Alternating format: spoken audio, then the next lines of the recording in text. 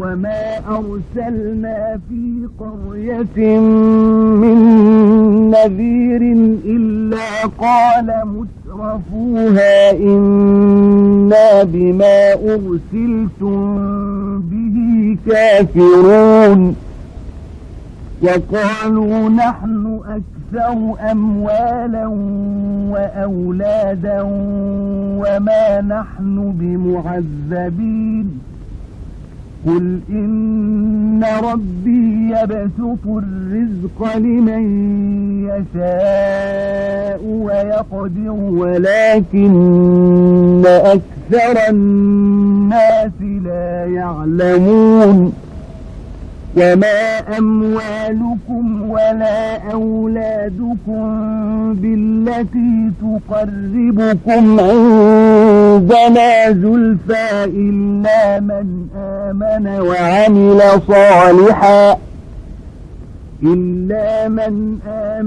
وعمل صالحا فأولئك لهم جزاء الضعف بما عملوا وهم في الغرفات آمنون والذين يسعون في آياتنا معاجزين أولئك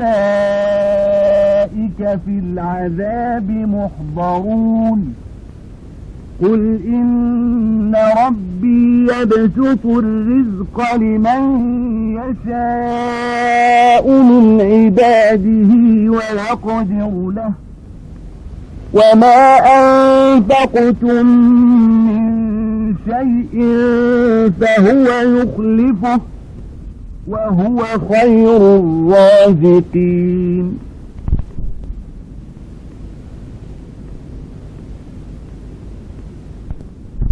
அங்கேயும் அச்சமூட்டி எச்சரிப்போரை நாம் எந்த ஓர் ஊருக்கு அனுப்பிய போதும் அங்கிருந்த செல்வந்தர்கள் நிச்சயமாக நீங்கள் எதை கொண்டு அனுப்பப்பட்டிருக்கின்றீர்களோ அதை நிராகரிக்கின்றோம் என்று கூறாமல் இருக்கவில்லை. இன்னும் நாங்கள் செல்வங்களாலும் மக்களாலும் மிகுந்தவர்கள், ஆகவே இத்தகைய செல்வங்களை பெற்றிருக்கும் நாங்கள் வேதனை செய்யப்படுபவர்கள் அல்லர் என்றும் கூறுகிறார்கள். நிச்சயமாக என்னுடைய ரப்புதான் நாடியவர்களுக்கு செல்வத்தை விசாலப்படுத்துவான், இன்னும் அதை தான் நாடியவர்களுக்கு சுருக்கியும் விடுகிறான். எனினும் மனிதரில் பெரும்பாலோர் இதை அறிய மாட்டார்கள் என்று நபியே நீர் கூறும். இன்னும் உங்களுடைய செல்வங்களோ உங்களுடைய மக்களோ அல்ல, உங்களுக்கு தகுதி கொடுத்து உங்களை நம்மளவில் நெருங்கி வைக்கக்கூடியவர்கள். ஆனால் எவர் ஈமான் கொண்டு சாலிகான நல்ல அமல் செய்கிறாரோ அத்தகையோருக்கு அவர்கள் செய்ததற்கு இரட்டிப்பு நற்கூலி உண்டு. மேலும் அவர்கள் சுவனபதியின் உன்னதமான மாளிகைகளில் நிம்மதியுடன் இருப்பார்கள். அங்கேயும் எவர்கள் நம்முடைய வசனங்களிலே தோல்வியை உண்டாக்க முயல்கிறார்களோ அவர்கள் வேதனையில் கொண்டு வரப்படுவார்கள். நிச்சயமாக என் ரப்பு தன் அடியார்களில் யாருக்கு நாடுகிறானோ அவருக்கு செல்வத்தை விசாலப்படுத்துவான், இன்னும் தான் நாடியோருக்கு சுருக்கியும் விடுகிறான். ஆகவே நீங்கள் எந்த பொருளை அல்லாஹுவின் பாதையில் செலவு செய்த போதிலும் அவன் அதற்கு பிரதிபலன் அளிக்கிறான். மேலும் அவன் கொடையாளிகள் அனைவரிலும் மிகவும் மேலானவன். وَيَوْمَ يَحْشُرُهُمْ جَمِيعًا ثُمَّ يَقُولُ لِلْمَلَائِكَةِ أَهَؤُلَاءِ إِيَّاكُمْ كَانُوا يَعْبُدُونَ قَالُوا سُبْحَانَكَ أَنْتَ وَلِيُّنَا مِنْ دُونِهِمْ بل كانوا يعبدون الجن أكثرهم بهم مؤمنون اليوم لا يملك بعضكم لبعض نفعا ولا ضرا ونقول للذين ظلموا ذوقوا عذاب النار التي كنتم بها تكذبون وإذا تتلى عليهم آياتنا بينات قالوا ما هذا إلا رجل يريد أن يصدكم عما كان يعبد آباؤكم قالوا ما هذا إلا رجل يريد أن يصدكم عما كان يعبد آباؤكم وقالوا ما هذا إلا إفك مفترى وقال الذين كفروا للحق لما جاءهم إن هذا إلا سحر مبين وما آتيناهم من كتب يدرسونها وما أرسلنا إليهم قبلك من نذير وكذب الذين من قبلهم وما بلغوا معشار ما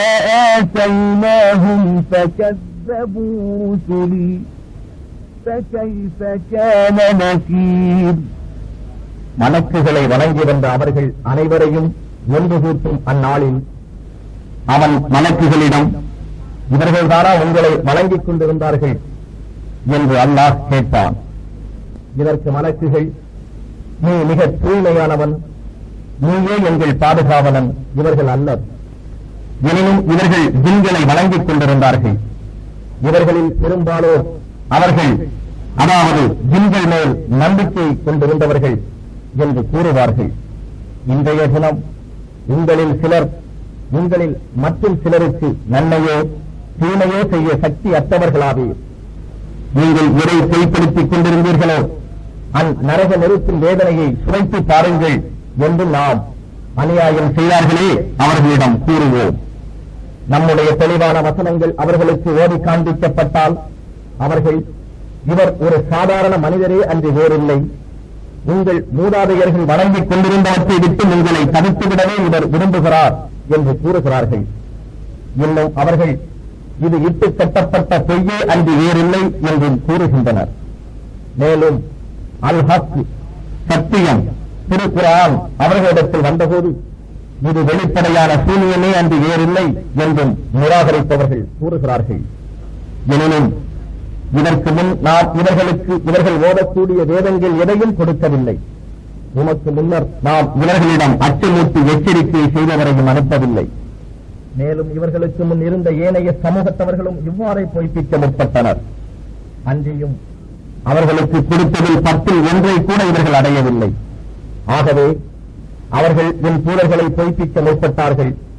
அந்த நிராகரிப்பு கடின வேதனையை கொண்டு வருவதாக எவ்வாறு இருந்தது என்பதை இவர்கள் நினைவு கூறட்டும்.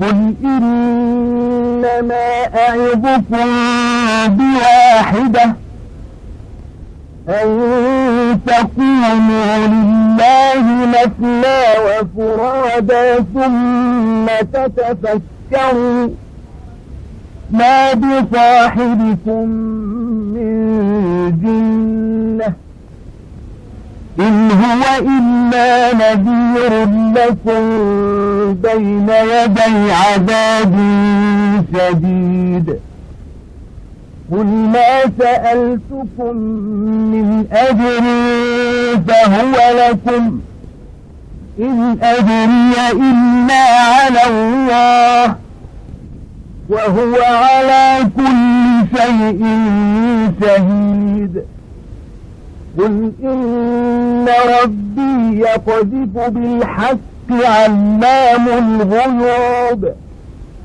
قل جاء الحق وما يبدئ الباطل وما يعيد قل إن ضللت فإنما أضل على نفسي وإن اهتديت فبما يوحي إلي ربي إنه سميع قريب ولو ترى إذ فزعوا فلا فوت وأخذوا من مكان قريب وقالوا آمنا به وأنى لهم التناوش من مكان بعيد وقد كفروا به من قبل ويقذفون بالغيب من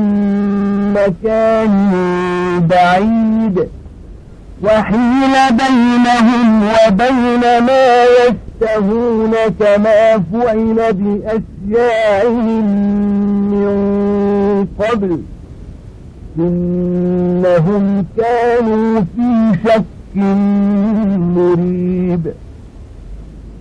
நான் உங்களுக்கு உபதேசிப்பது ஒரே ஒரு விஷயத்தை பற்றிதான். நீங்கள் இரண்டு பேர்களாகவோ தனித்தனியாகவோ அல்லாஹுவுக்காக எழுந்து அமர்ந்து பின்னர் சிந்தித்து பாருங்கள் என்று நபியே நீர் கூறும்.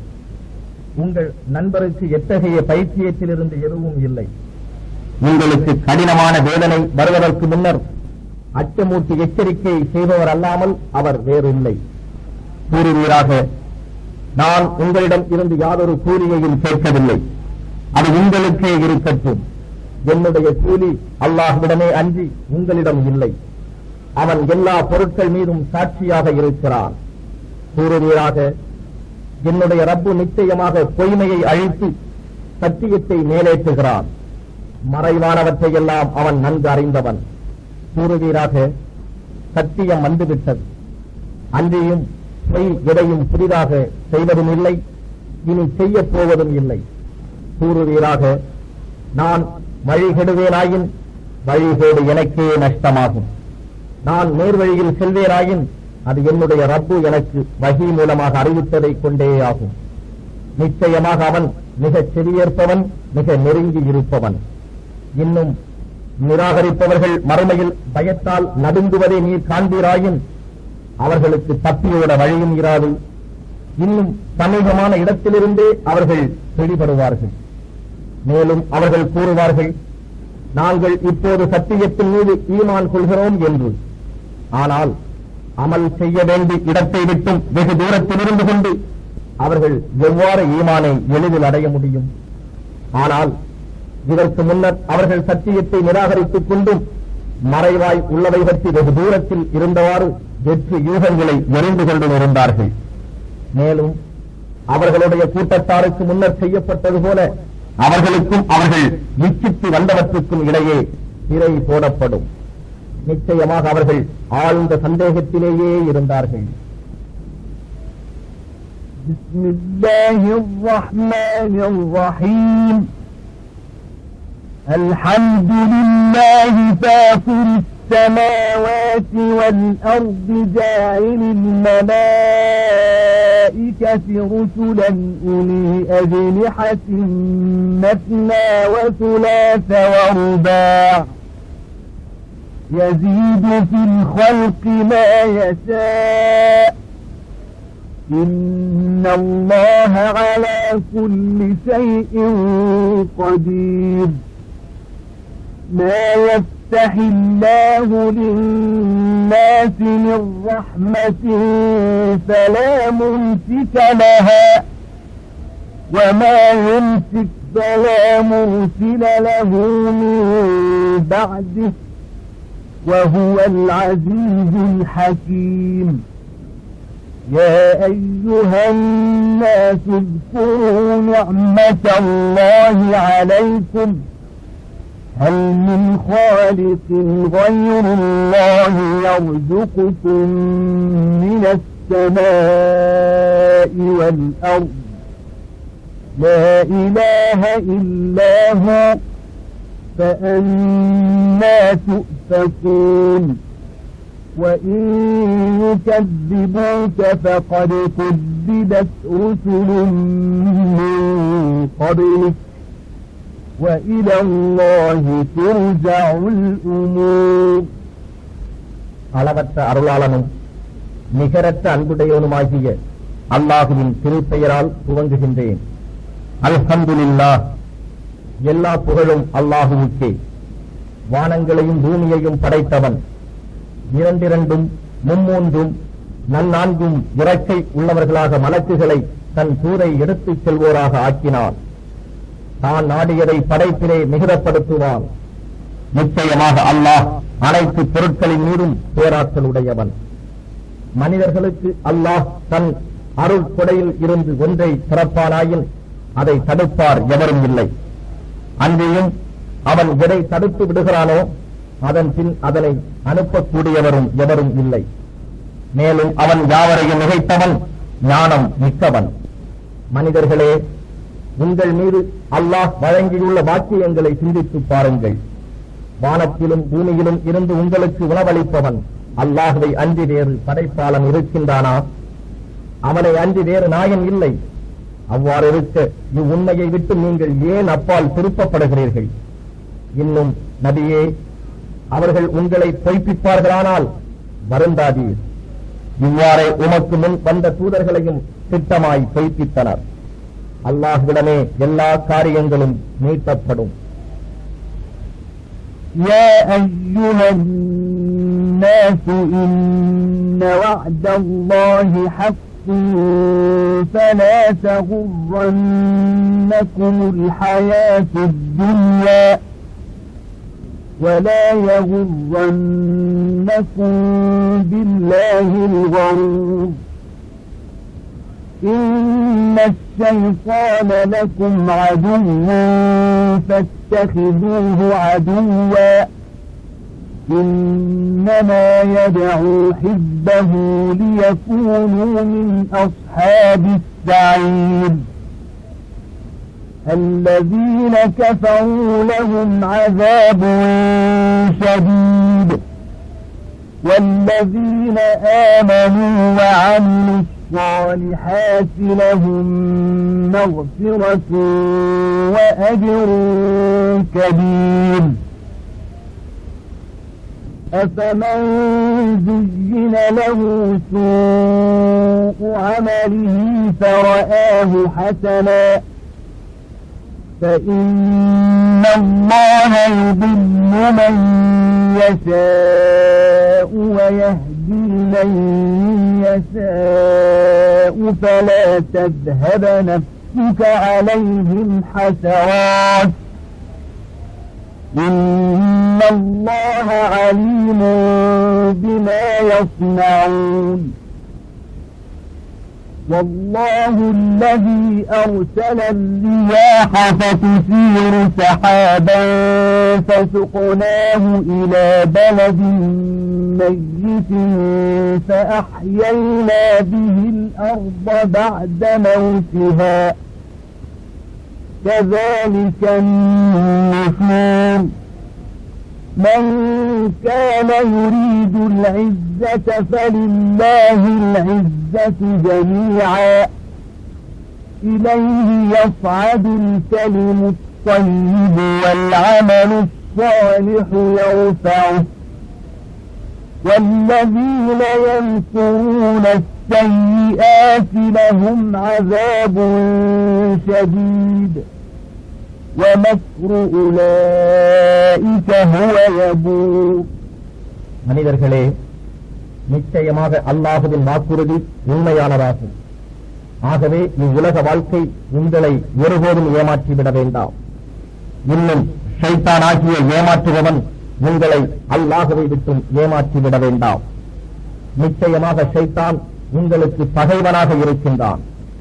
ஆகவே நீங்களும் அவனை பகைவனாகவே எடுத்துக் கொள்ளுங்கள்.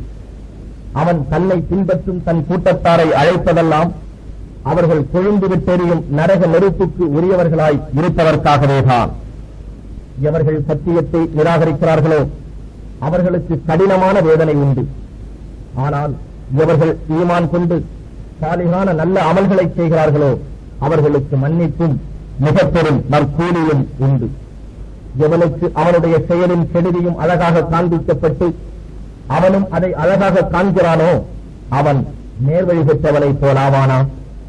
அன்றியும் நிச்சயமாக அல்லாஹ் தான் நாடியவரை வழிதவரச் செய்கிறான், மேலும் தான் நாடியவரை நேர்வழியில் சேர்க்கிறான். ஆகவே அவர்களுக்காக உம்முடைய உயிர் போகும் அளவுக்கு நீர் விசாரப்பட வேண்டாம். நிச்சயமாக அல்லாஹ் அவர்கள் செய்வதை நன்கு அறிபவன். மேலும் அல்லாஹ் தான் காற்றுகளை அனுப்புகிறான். அவை மேகங்களை கிளப்பி ஓட்டுகின்றன. பின்னர் அவற்றை வறண்டு இறந்து கிடக்கும் நிலத்தின் மீது செலுத்துகிறோம். மழை பெய்யச் செய்து அதை கொண்டு நிலத்தை அது வறண்டு இறந்து போலவும் உயிர்ப்பிக்கின்றோம். இறந்து போனவர் மறுமையில் உயிர் பெற்று எழுவதும் இவ்வாறே இருக்கிறது. எவன் இஸ்ஸத்தை கண்ணியத்தை நாடுகின்றானோ அவன் எல்லா கண்ணியமும் அல்லாஹுவுக்கே உரியதாகும் என்பதை அறிந்து கொள்ளட்டும். தூய்மையான வாக்குகள் எல்லாம் அவன் பக்கமே நேடிச் செல்கின்றன. சாலிகான நல்ல அமல் எல்லாம் அவனிடத்தில் உயர்கிறது. அன்றியும் எவர்கள் தீமைகளை செய்ய சதி செய்கிறார்களோ அவர்களுக்கு கடினமான வேதனை உண்டு. இன்னும் இவர்களுடைய சதித்திட்டம் அழிந்து போகும். وَاللَّهُ خَلَقَكُم مِّن تُرَابٍ ثُمَّ مِن نُّطْفَةٍ ثُمَّ جَعَلَكُمْ أَزْوَاجًا وَمَا تَحْمِلُ مِنْ أُنثَىٰ وَلَا تَضَعُ إِلَّا بِعِلْمِهِ وَمَا يُعَمَّرُ مِن مُّعَمَّرٍ وَلَا يُنقَصُ مِنْ عُمُرِهِ إِلَّا فِي كِتَابٍ إِنَّ ذَلِكَ عَلَى اللَّهِ يَسِيرٌ وَمَا يَسْتَوِي الْبَحْرَانِ هَذَا عَذْبٌ فُرَاتٌ سَائِغٌ شَرَابُهُ وَهَذَا مِلْحٌ أُجَاجٌ وَمِن كُلٍّ تَأْكُلُونَ لَحْمًا طَرِيًّا وَتَسْتَخْرِجُونَ حِلْيَةً تَلْبَسُونَهَا وَتَرَى الْفُلْكَ فِيهِ مَوَاخِرَ لِتَبْتَغُوا مِن فَضْلِهِ وَلَعَلَّكُمْ تَشْكُرُونَ يُولِجُ اللَّيْلَ فِي النَّهَارِ وَيُولِجُ النَّهَارَ فِي اللَّيْلِ وَسَخَّرَ الشَّمْسَ وَالْقَمَرَ كُلٌّ يَجْرِي لِأَجَلٍ مُّسَمًّى ذَلِكُمُ اللَّهُ رَبُّكُمْ لَهُ الْمُلْكُ وَالَّذِينَ تَدْعُونَ مِن دُونِهِ مَا يَمْلِكُونَ مِن قِطْمِيرٍ إِن تَدْعُوهُمْ لَا يَسْمَعُوا دُعَاءَكُمْ وَلَوْ سَمِعُوا مَا اسْتَجَابُوا لَكُمْ وَيَوْمَ الْقِيَامَةِ يَكْفُرُونَ بِشِرْكِكُمْ وَلَا يُنَبِّئُكَ مِثْلُ خَبِيرٍ அன்றியும் அல்லாஹ்தான் உங்களை முதலில் மண்ணால் படைத்தான். பின்னர் ஒரு துளி இந்திரியத்திலிருந்து பின் உங்களை ஆண் பெண் ஜோடியாக அவன் ஆக்கினான். அவன் அறியாமல் பெண் கர்ப்பம் தரிப்பதும் இல்லை, பிரசவிப்பதும் இல்லை. இவ்வாறே ஒருவருடைய வயது அதிகமாக்கப்படுவதும் அவருடைய வயதிலிருந்து குறைப்பதும் ஏற்றில் இல்லாமல் இல்லை. நிச்சயமாக இது அல்லாஹுவுக்கு எளிதானதே ஆகும். இன்னும் 2 கடல்கள் சமமாக, ஒன்று மிகவும் இனிமையாக தாகம் தீர குடிப்பதற்கு சுவையாக இருக்கிறது, மற்றொன்று உவர்ப்பாக கசப்பாக இருக்கிறது. எனினும் இவை ஒவ்வொன்றிலிருந்தும் நீங்கள் சுவையான மீன் மாமிசத்தை உண்ணுகிறீர்கள். இன்னும் முத்து பவளம் போன்று ஆபரணமாக நீங்கள் அணிவதையும் எடுத்துக் கொள்கிறீர்கள். மேலும் அல்லாஹுவின் அருளை நீங்கள் தேடிக் கொள்வதற்காக நீங்கள் பிரயாணம் செய்யும் போது கப்பல்கள் நீரை பிளந்து செல்வதையும் நீங்கள் காண்கிறீர்கள். இதற்கு நீங்கள் நன்றி செலுத்துவீர்களாக. அவனே இரவை பகலில் புகுத்துகிறான், பகலை இரவில் புகுத்துகிறான். சூரியனையும் சந்திரனையும் தன் அதிகாரத்திற்கு வைத்திருக்கின்றான். இவை அனைத்தும் குறிப்பிட்ட கால திட்டப்படியே நடந்து வருகின்றன. அவனே உங்களுடைய ரப்பாகிய அல்லாஹ். அரசாட்சியெல்லாம் அவனுக்கு உரியதே. அவனை அன்றி நீங்கள் எவைகளை பிரார்த்தித்து அழைக்கின்றீர்களோ அவற்றுக்கு அணு அளவு அதிகாரமும் இல்லை. நீங்கள் அவற்றை பிரார்த்தித்து அழைத்தாலும் அவை உங்கள் பிரார்த்தனையை அழைப்பை செவியேற்கா. இன்னும் செவியேற்றாலும் உங்களுக்கு பதில் அளிக்க மாட்டா. கியாம நாளில் நீங்கள் இணை வைத்ததையும் அவை நிராகரித்துவிடும். யாவற்றையும் நன்கு அறிபவனை போன்று அவை எதுவுமே உங்களுக்கு அறிவிக்க மாட்டா. يا أيها الناس أنتم الفقراء إلى الله والله هو الغني الحميد إن يشأ يذهبكم ويأتي بخلق جديد وما ذلك على الله بعزيز ولا تزر وازرة وزر أخرى وإن تدع مثقلة إلى حملها لا يحمل منه شيء ولو كان ذا قربى إنما تنذر الذين يخشون ربهم بالغيب وأقاموا الصلاة ومن تزكى فإنما يتزكى لنفسه وإلى الله المصير وما يستوي الأعمى والبصير ولا الظلمات ولا النور ولا الظل ولا الحرور وما يستوي الأحياء ولا الأموات إن الله يسمع من يشاء وما أنت بمسمع من في القبور إن أنت إلا نذير. மனிதர்களே, அல்லாஹ்வின் உதவி எப்பொழுதும் தேவைப்பட்டவர்களாக இருப்பவர்கள் நீங்கள். ஆனால் அல்லாஹ் எவரிடமும் தேவைப்படாதவன், புகழுக்கு உரியவன். அவன் நாடினால் உங்களை போட்டுவிட்டு வேறொரு புதிய படைப்பை கொண்டு வருவான். இது அல்லாஹுவுக்கு கடினமானதும் அல்ல. மறுமை நாளில் தன் சுமையை சுமக்கும் ஒருவன் வேறொருவனுடைய சுமையை சுமக்க மாட்டான். அன்றியும் பலுவான சுமையை சுமப்பவன் அதில் சிறிதேனும் சுமந்து கொள்ளும்படி வேறொருவனை அழைத்தாலும் அவன் சொந்தக்காரனாக இருந்த போதிலும் அதில் சிறிதளவு கூட அவ்வாறு சுமந்து கொள்ளப்படாது. நீர் அச்சமூட்டி எச்சரிப்பதெல்லாம் தம்முடைய ரப்பை பார்க்க முடியாது இருந்தும் அச்சத்துடன் எவர் தொழுகையை முறைப்படி ஒழுங்காக நிறைவேற்றுகிறாரோ அவருக்கேயாகும். எவர் பரிசுத்தமாய் இருக்கிறாரோ அவர் தம் நன்மைக்காகவே பரிசுத்தமாக இருக்கின்றார். அல்லாஹ்விடமே யாவும் மீண்டு செல்ல வேண்டியுள்ளது. குருடனும் பார்வையுடையவனும் சமமாக மாட்டார்கள். அவ்வாறே இருளும் ஒளியும் சமமாகா. அவ்வாறே நிழலும் வெயிலும் சமமாகா. அன்றியும் உயிருள்ளவர்களும் இறந்தவர்களும் சமமாக மாட்டார்கள்.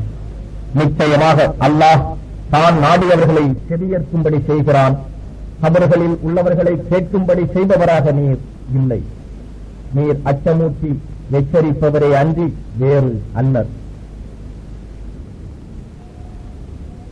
إنا أرسلناك بالحق بشيرا ونذيرا وإن من أمة إلا خلا فيها نذير وإن يكذبوك فقد كذب الذين من قبلهم جاءتهم رسلهم بالبينات وبالزبر وبالكتاب المنير ثم أخذت الذين كفروا فكيف كان نكير ألم تر أن الله أنزل من السماء ماء فأخرجنا به ثمرات مختلفا ألوانها ومن الجبال جدد بيض وحمر مختلف ألوانها وغرابيب سود ومن الناس والدواب والأنعام مختلف ألوانه كذلك إنما يخشى الله من عباده العلماء إن الله عزيز غفور. நிச்சயமாக நாம் உண்மையை கொண்டு நன்மாராயம் கூறுபவராகவும் அச்சமூட்டி எச்சரிப்பவராகவுமே அனுப்பியுள்ளோம். அச்சமூட்டி எச்சரிக்கை செய்தவர் வராத எந்த சமுதாயத்தவரும் பூமியில் இல்லை. இன்னும் அவர்கள் உண்மை பொய்ப்பித்தார்களானால் விசனப்படாதீர். இவர்களுக்கு முன் இருந்தவர்களும் இவ்வாறே திட்டமாக பொய்ப்பித்தனர். அவர்களுடைய தூதர்கள் அவர்களிடம் தெளிவான அத்தாட்சிகளுடனும் ஆகமங்களுடனும் ஒளி வீசும் வேதத்துடனும் வந்திருந்தார்கள். பின்னர் நிராகரித்த அவர்களை நான் பிடித்துக் கொண்டேன். ஆகவே அவர்களுக்குரிய வேதனை எவ்வாறு இருந்தது? நிச்சயமாக அல்லாஹ் வானத்திலிருந்து மழையை இறக்குவதை நீர் பார்க்கவில்லையா? பின்னர் நாமே அதனை கொண்டு பலவிதமான நிறங்களுடைய கனிகளை வெளியாக்கினோம். மலைகளிலிருந்து வெண்மையானதும் சிவந்ததும் தன் நிறங்கள் பற்பல விதமானவையான பாறைகளும் சுத்த கரிய நிறமுடையவும் ஆக இவற்றையெல்லாம் அடுக்கடுக்காக அமைத்தோம் என்பதையும் நீர் பார்க்கவில்லையா? இவ்வாறே மனிதர்களிலும் ஊர்வனவற்றிலும் கால்நடைகளிலும் பல நிறங்கள் இருக்கின்றன. நிச்சயமாக அல்லாஹுவின் அடியார்களில் அவனுக்கு அஞ்சுவோரெல்லாம் ஆலிம்கள் அறிஞர்கள்தான். நிச்சயமாக அல்லாஹ் யாவரையும் மிகைத்தவன், மிக மன்னிப்பவன். إن الذين يتلون كتاب الله وأقاموا الصلاة وأنفقوا مما رزقناهم سرا وعلانية يرجون تجارة لن تبور ليوفيهم أجورهم ويزيدهم من فضله إنه غفور شكور. والذي أوحينا إليك من الكتاب هو الحق مصدقا لما بين يديه إن الله بعباده لخبير بصير.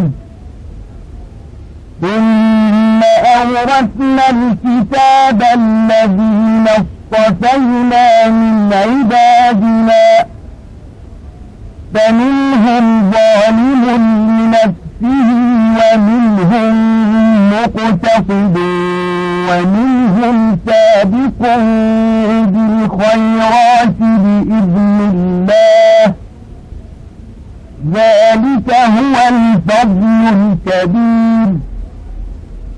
جنات عدن يدخلونها يحلون فيها من أساور من ذهب ولؤلؤا ولباسهم فيها حرير.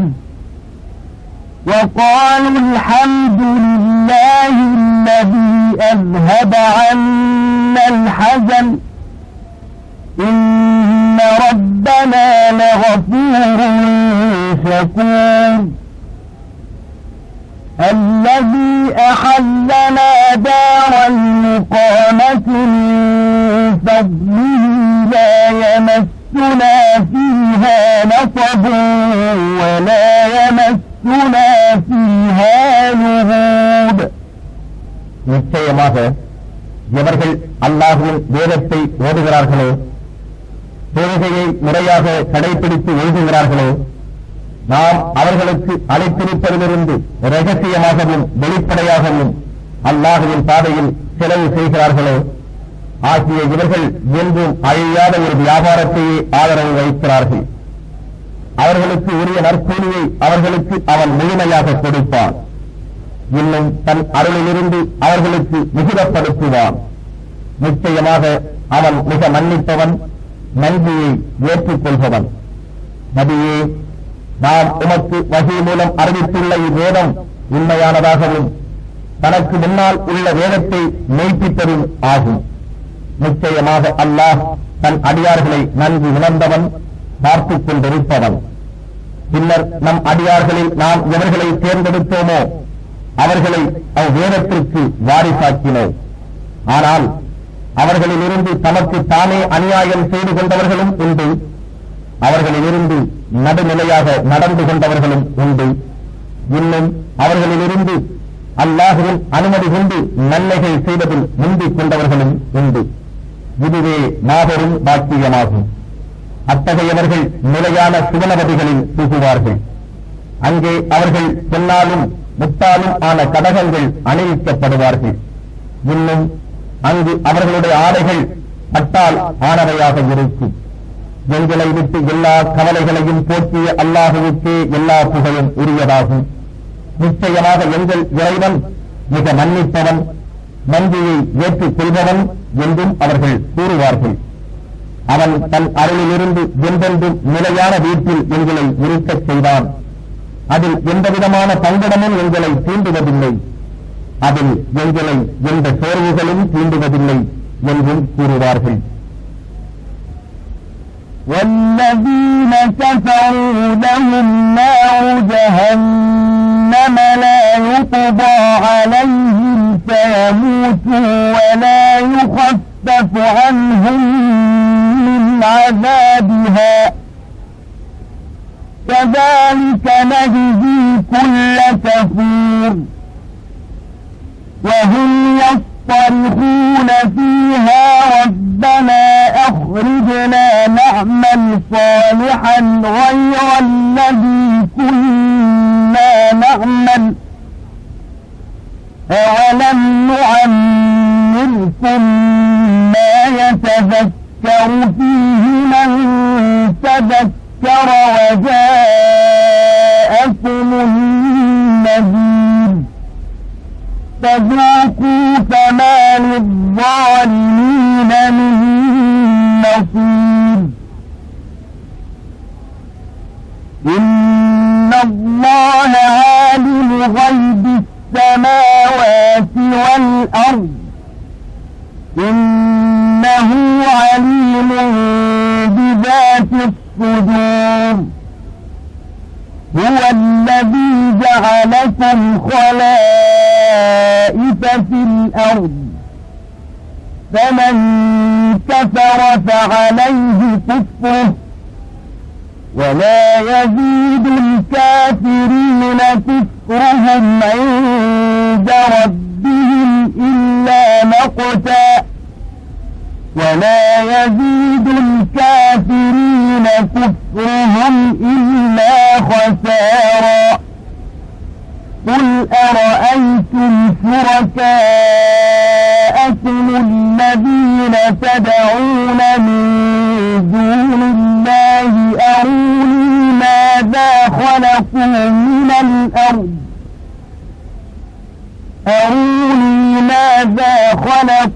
من الأرض أم لهم شرك في السماوات أم آتيناهم كتابا فهم على بينة منه بل إن يعد الظالمون بعضهم بعضا إلا غرورا எவர்கள் நிராகரித்தார்களோ அவர்களுக்கு நரக நெருப்புதான் இருக்கிறது. அவர்கள் மரித்து போகும்படியாக அவர்களுடைய காரியம் முடிவு செய்யப்பட மாட்டாது. அங்கேயும் நரகத்தில் உள்ள வேதனை அவர்களுக்கு இலேசாக்கப்படவும் மாட்டாது. இவ்வாறே நிராகரிப்பவர் ஒவ்வொருவருக்கும் நாம் கூலி கொடுப்போம். இன்னும் அந்நரகத்தில் அவர்கள் எங்கள் ரப்பே, நீ எங்களை இடைவிட்டு வெளியேற்றுவாயாக, நாங்கள் வழக்கமாக செய்து கொண்டிருந்த தீயவற்றை விட்டும் சாலிகான நல்ல அமல்களை செய்வோம் என்று கூறி கதறுவார்கள். அதற்கு அல்லாஹ், சிந்தித்து பார்க்கக்கூடியவன் அதில் சிந்திக்கும் பொருட்டு நாம் உங்களுக்கு நீண்ட ஆயுளை கொடுக்கவில்லையா? உங்களிடம் அச்சமூட்டி எச்சரிப்பவரும் வந்திருந்தார். ஆகவே நீங்கள் செய்த அநியாயத்தின் பயனை சுவையுங்கள். ஏனென்றால் அநியாயக்காரர்களுக்கு உறுதியாளர் எவரும் இல்லை என்று கூறுவான். நிச்சயமாக அல்லாஹ் வானங்களுடையவும் பூமியினுடையவும் ரகசியங்களை நன்கறிந்தவன். இருதயங்களில் மறைந்து இருப்பவற்றையும் நிச்சயமாக அவன் நன்கறிந்தவன். அவன்தான் உங்களை இப்பூமியில் பிரதிநிதிகளாக ஆக்கினான். எனவே எவன் நிராகரித்து விடுகிறானோ அந்நிராகரிப்புடைய கேடு அவனுக்கே ஆகும். காபிர்களுக்கு அவர்களுடைய நிராகரிப்பு அவர்களுடைய ரப்பிடத்தில் கோபத்தை அன்றி வேறு எதனையும் அதிகப்படுத்துவதில்லை. அன்றியும் நிராகரிப்பவர்களுக்கு அவர்களுடைய நிராகரிப்பு நஷ்டத்தை அன்றி வேறு எதனையும் அதிகப்படுத்துவதில்லை. அல்லாஹை அன்றி நீங்கள் பிரார்த்தித்து அழைக்கும் உங்கள் இணை தெய்வங்களை நீங்கள் கவனித்தீர்களா? அவை பூமியில் விரை படைத்திருக்கின்றன என்பதை எனக்கு காண்பியுங்கள். அல்லது வானங்களின் படைப்பில் அவற்றுக்கு ஏதேனும் கூட்டு உண்டா என்று நபியே நீர் கேட்பீராக. அல்லது அவர்களுக்கு தெளிவான அதில் ஆதாரத்தை அளிக்கக்கூடிய வேதத்தை நாம் அவர்களுக்கு அளித்திருக்கிறோமாம்? எதுவும் இல்லை. அநியாயக்காரர்கள் அவர்களில் சிலருக்கு வாக்களிப்பதெல்லாம் ஏமாற்றமே அன்றி வேறில்லை என்று நபியே நீர் கூறும்.